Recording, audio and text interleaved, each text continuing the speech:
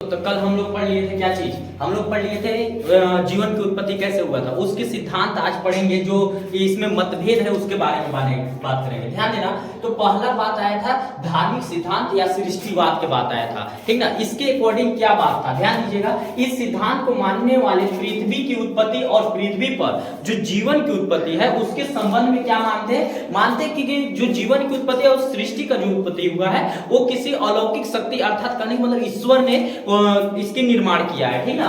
तो देखो हर धर्म के अकॉर्डिंग अलग अलग बात है, ठीक ना।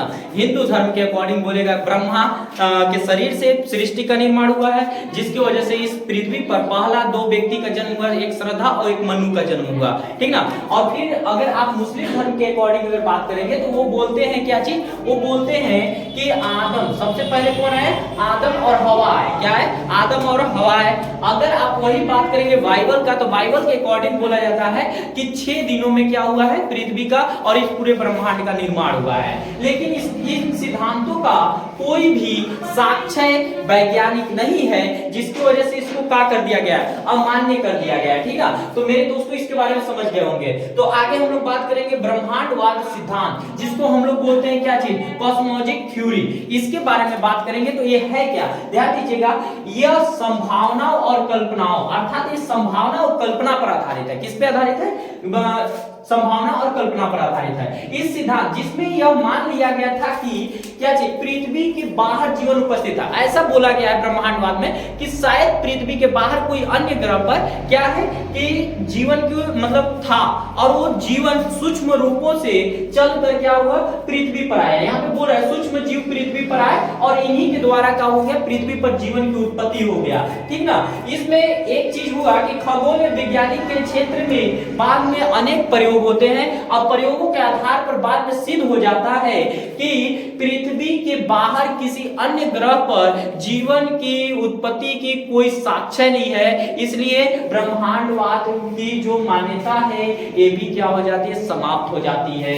आगे हम लोग बात करेंगे प्रलयवाद या आकस्मिक काल्पनिकवाद। तो इसको कौन दिए थे, सबसे पहले हम लोग बात करेंगे, इसको देने वाले वैज्ञानिक का नाम है हैकल। हैकल नामक ने वैज्ञानिक ने इसका प्रतिपादन किया है। हैकल के मत के अनुसार पृथ्वी पर जीवन की उत्पत्ति की घटना जो है वो आकस्मिक है। यहाँ पे ये हैकल ने बताया कि जो पृथ्वी पर जीवन की उत्पत्ति हुई है वो आकस्मिक है। क्या है, आकस्मिक है। इसके द्वारा बताया गया कि बाढ़ या प्रलय क्या होता है, बाढ़ या प्रलय जैसी भीषण त्रासदी के फलस्वरूप पृथ्वी पर उपस्थित अकार्बनिक पदार्थ एक दूसरे से बिछड़ गए थे। अब बिछड़ने के बाद क्या होते, दोनों एक दूसरे से संयोग करते, अकार्बनिक पदार्थ क्या करते हैं, पुनर्संयोजन के फलस्वरूप जीवन की उत्पत्ति हुई। क्या हुआ, जीवन की उत्पत्ति हुई, ठीक ना।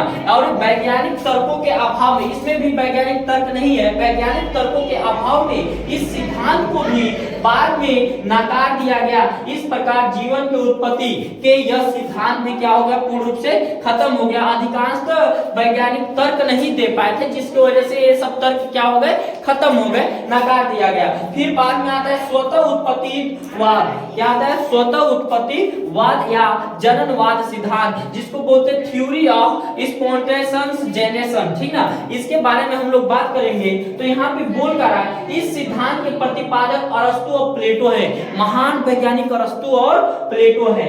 इनका देखो, अरस्तु और प्लेटो इतनी महान होने के बावजूद भी ऐसे थ्योरी देंगे ऐसा कोई सोच नहीं सकता था, ठीक ना। ये देते क्या है, इनका मानना था कि पृथ्वी पर जब कहीं जीवन की संभावनाएं क्या हो, जीवन की संभावनाएं उत्पन्न हो जाती है तब वहां पर जीवन अस्तित्व में आने लगता है। क्या होने लगता है, आने लगता है। इनका मानना था कि पृथ्वी पर जीवन निर्जीव वस्तुओं से हुआ। अब बताइए आप कि निर्जीव वस्तुओं से कभी जीवन की उत्पत्ति हो जाएगा, आप मेज कुर्सी से जीव बना दो तो बना लोगे, नहीं ना।